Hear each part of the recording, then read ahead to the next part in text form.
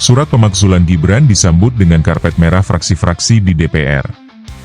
Surat pemakzulan Gibran disambut terbuka fraksi-fraksi di DPR, MPR, DPR didorong putuskan nasibnya. Gema pemakzulan Gibran, aspirasi politik atau krisis etika bangsa? Isu pemakzulan Wakil Presiden Gibran Rakabuming Raka mendadak mencuat kembali ke ruang publik. Desakan tersebut datang bukan dari kalangan partai oposisi atau aktivis sipil biasa, melainkan dari sekelompok figur yang selama ini dikenal sebagai penjaga kehormatan bangsa, Forum Purnawirawan Prajurit TNI. Dalam sebuah surat yang mereka tujukan kepada pimpinan DPR, MPR, dan DPD RI tertanggal 26 Mei 2025, forum ini secara terbuka meminta agar proses pemakzulan Gibran segera digulirkan, menyebut sejumlah alasan yang mereka anggap sebagai cacat etik dan hukum. Dalam surat tersebut, 4 nama besar terpampang jelas sebagai penanda tangan: Jenderal TNI, Purnawirawan, Fachrul Razi, Marsekal TNI, Purnawirawan, Hanafi Asnan, Jenderal TNI, Purnawirawan, Tiasno Soedarto, dan Laksamana TNI, Purnawirawan, Slamet Soebijanto. Nama-nama ini tidak asing dalam sejarah militer Indonesia. Mereka adalah orang-orang yang pernah berada dalam inti pertahanan negara, yang disegani dan dihormati karena kontribusinya dalam menjaga keutuhan bangsa. Namun, kini mereka mengambil sikap yang berpotensi memicu kegaduhan politik nasional. Surat ini segera mengundang tanggapan dari berbagai fraksi di DPR RI. Meski tidak secara gamblang menolak, sebagian besar fraksi menyikapi surat tersebut dengan hati-hati. Sekretaris Fraksi Nasdem Ahmad Sahroni menegaskan bahwa surat-surat seperti ini sah-sah saja dikirimkan oleh siapapun sebagai bagian dari kebebasan menyampaikan aspirasi. Namun, ia juga mengingatkan bahwa setiap surat akan diprioritaskan sesuai urgensinya oleh Kesekjenan DPR RI. Ia tidak melihat urgensi yang tinggi untuk segera membahas desakan tersebut secara formal. Fraksi Golkar melalui ketuanya, Muhammad Sarmuji, bahkan secara terang menyatakan bahwa tidak ada pelanggaran hukum atau etika yang dilakukan oleh Wapres Gibran sejauh ini yang bisa menjadi dasar untuk pemakzulan. Namun, sebagai bentuk penghormatan terhadap aspirasi publik, surat itu tetap akan diterima dan dipelajari dengan saksama untuk melihat apakah sesuai dengan konstitusi dan peraturan perundang-undangan. Nada serupa juga datang dari fraksi PKB melalui Daniel Johan yang menyebut bahwa semua surat akan masuk ke pembahasan komisi dan fraksi. Meskipun secara pribadi ia mengaku belum membaca isi surat Forum Purnawirawan secara rinci.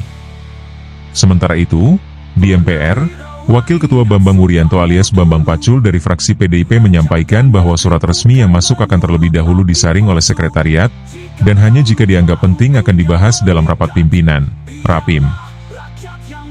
Surat pemakzulan Gibran disambut dengan karpet merah fraksi-fraksi di DPR. DPR bahagia menerima surat pemakzulan Gibran dan disambut terbuka fraksi-fraksi di DPR, MPR, DPR didorong putuskan nasibnya. Gema pemakzulan Gibran, aspirasi politik atau krisis etika bangsa? Isu pemakzulan Wakil Presiden Gibran Rakabuming Raka mendadak mencuat kembali ke ruang publik. Desakan tersebut datang bukan dari kalangan partai oposisi atau aktivis sipil biasa, melainkan dari sekelompok figur yang selama ini dikenal sebagai penjaga kehormatan bangsa, Forum Purnawirawan Prajurit TNI. Dalam sebuah surat yang mereka tujukan kepada pimpinan DPR, MPR, dan DPD RI tertanggal 26 Mei 2025, forum ini secara terbuka meminta agar proses pemakzulan Gibran segera digulirkan, menyebut sejumlah alasan yang mereka anggap sebagai cacat etik dan hukum.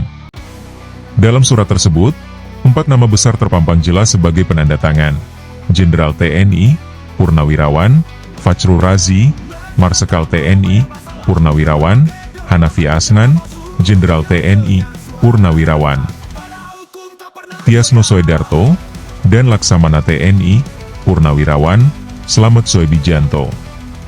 Nama-nama ini tidak asing dalam sejarah militer Indonesia. Mereka adalah orang-orang yang pernah berada dalam inti pertahanan negara, yang disegani dan dihormati karena kontribusinya dalam menjaga keutuhan bangsa.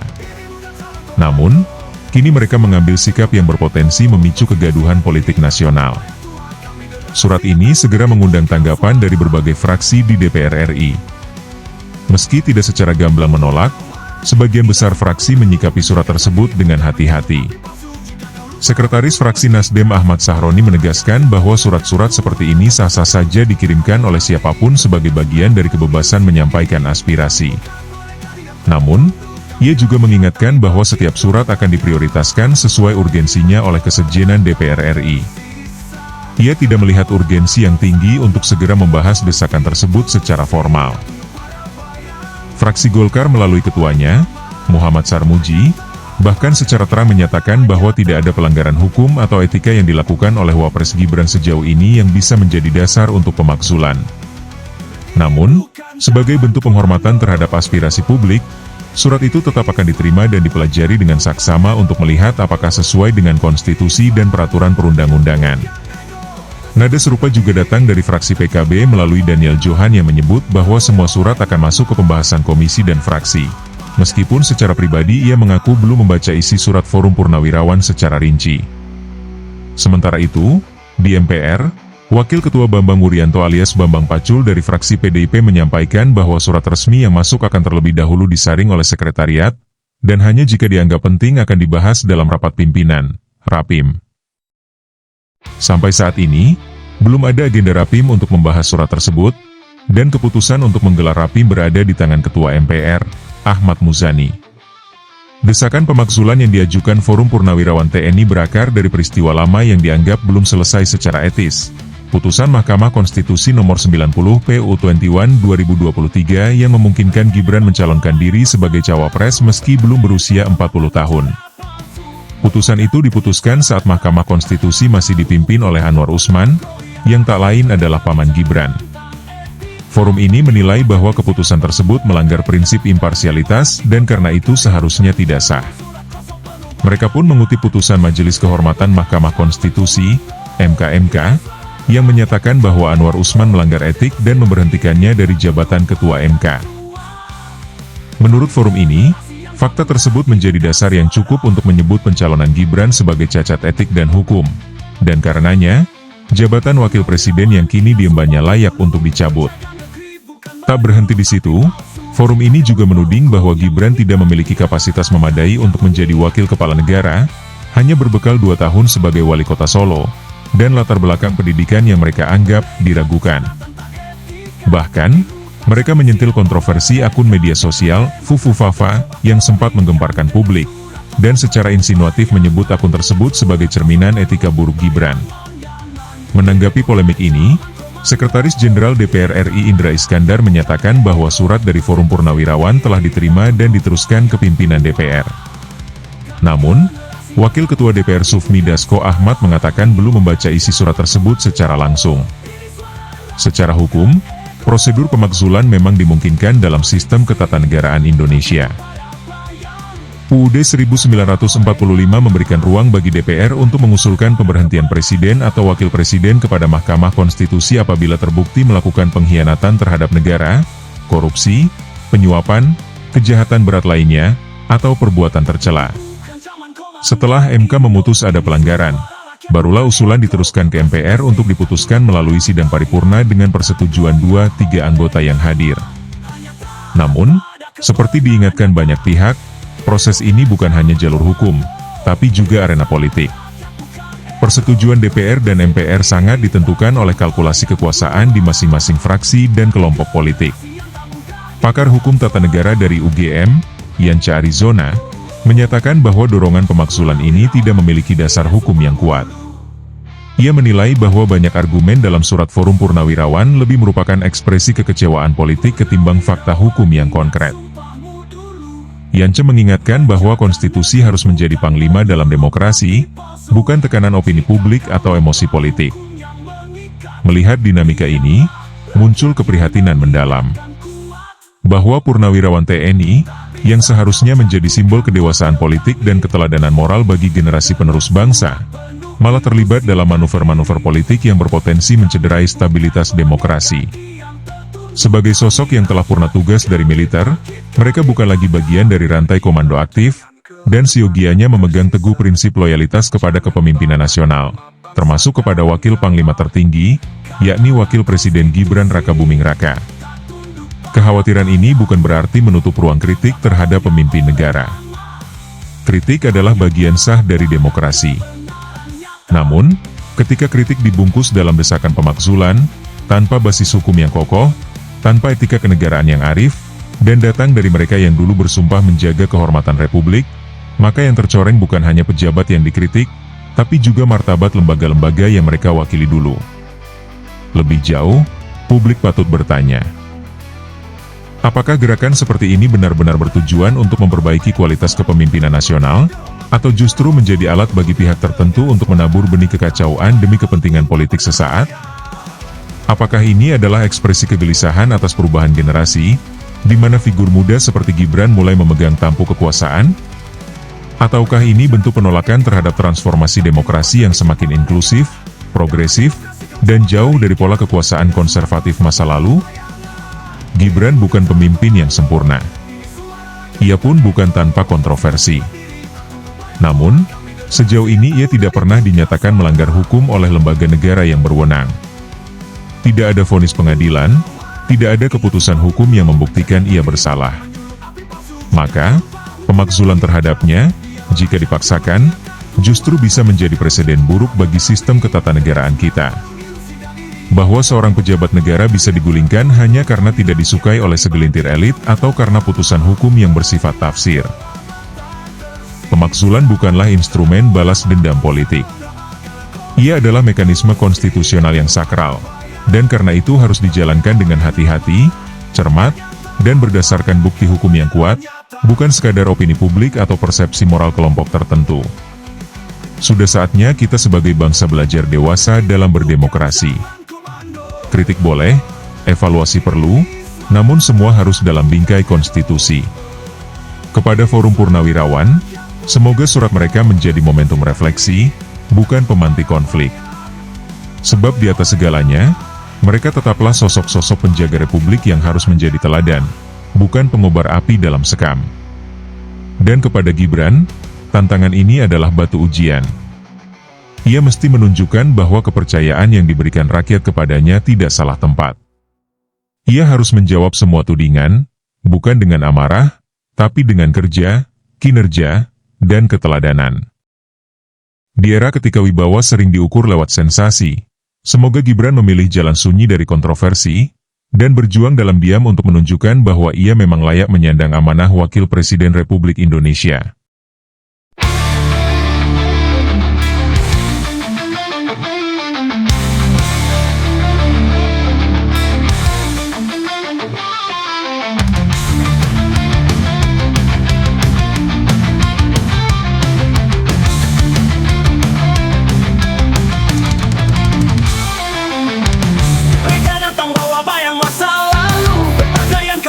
Bicara palsu, bergugat dengan suara retak, padahal hukum tak pernah goyah. Mereka bicara tentang etika, tak dilupa cermin siapa mereka. Dalam demokrasi kau coba keringkan dengan surat kosong penuh bayangan. Ini bukan zaman komando, ini suara rakyat bukan ego. Konstitusi berdiri tak tunduk bayang tua. Kami generasi yang tak mudah dibungkam suara.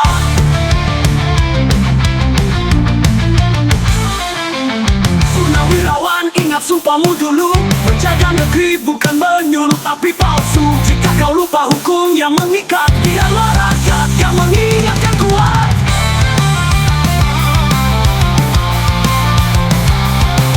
Mereka bicara tentang etika, tapi lupa cermin siapa mereka. Dalam demokrasi kau coba keringkan dengan surat kosong penuh bayangan. Dengan surat kosong penuh bayangan. Ini bukan zaman komando, ini suara rakyat bukan ego. Konstitusi berdiri tak tunduk bayang tua. Kami generasi yang tak mudah dibungkam suara. Ini bukan zaman komando, ini suara rakyat bukan ego.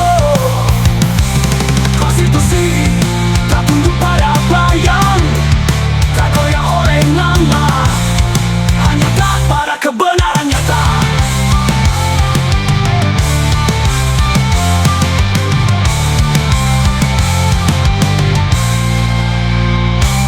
Ini bukan zaman komando Indo, ini suara rakyat bukan ego. Konstitusi tak tunduk pada bayang,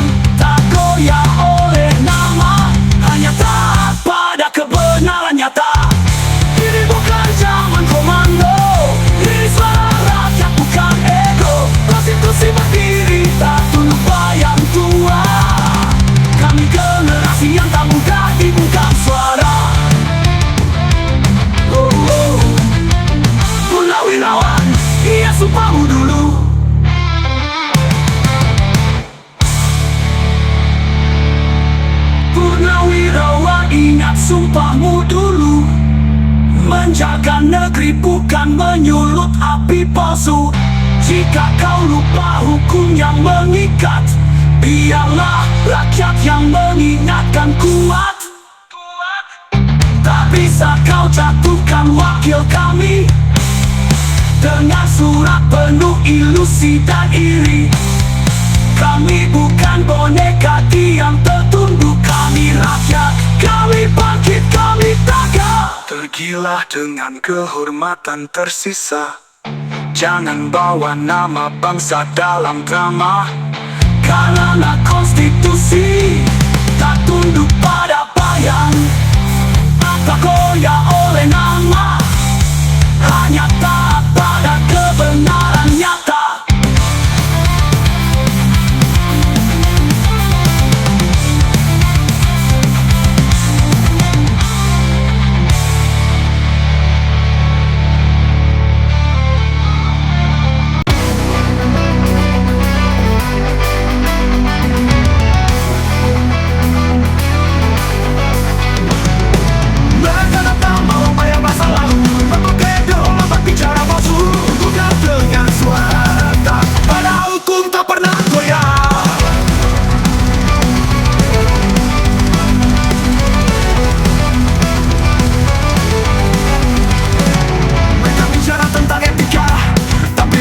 Siapa mereka? Darah demokrasi kau coba keringkan dengan surat kosong baru bayangan. Ini bukan salah komando, ini suara rakyat bukan eko. Konstitusi berdiri tak tunduk pada Tuhan. Kami generasi yang tak mudah dibungkam suara. Unawan, ingat sumpahmu dulu, menjaga negeri bukan menyulut api palsu. Jika kau lupa hukum yang mengikat, biarlah rakyat yang mengingatkan kuat. Tak bisa kau jatuhkan wakil kami dengan surat penuh ilusi dan iri. Kami bukan boneka diam tertunduk, kami rakyat. Kami bangkit, kami tegak. Mengingat kehormatan tersisa. Jangan bawa nama bangsa dalam drama. Karena konstitusi tak tunduk pada bayang, tak goyah oleh nama, hanya taat pada kebenaran nyata.